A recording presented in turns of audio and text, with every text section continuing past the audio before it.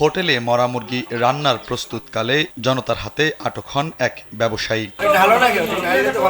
প্রথমে বস্তাবন্দি মুরগি দেখে সন্দেহ হয় এক ক্রেতার। তার প্রশ্নের মুখে পড়েই ফাঁস হয় হোটেলে মরা মুরগির চালান। বস্তা ভরে মুরগি দিয়ে গেছে। আমি দোকানদারকে জিজ্ঞেস করছি যে মামা এই বস্তা ভর্তি যে মুরগি, এই মুরগিটা কি?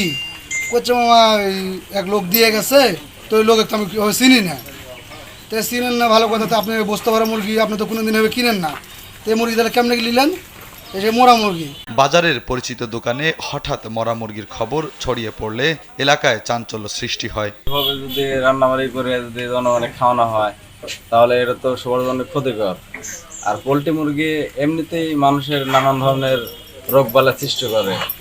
আর উনি বলেছে যদি অসুস্থ মুরগি যদি এসে যদি জবে করেও দেয়, একটা পোলট্রি মুরগি অসুস্থ থেকে কিন্তু বিভিন্ন প্রকার রোগ বলা কিন্তু ছড়ায়।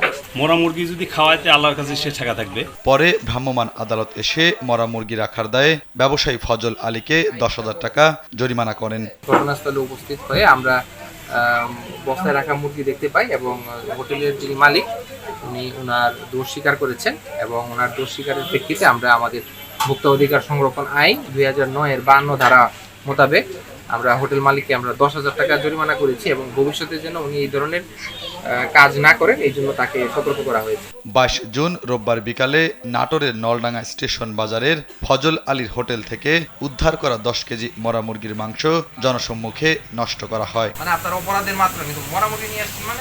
শুভ খান, কালবেলা।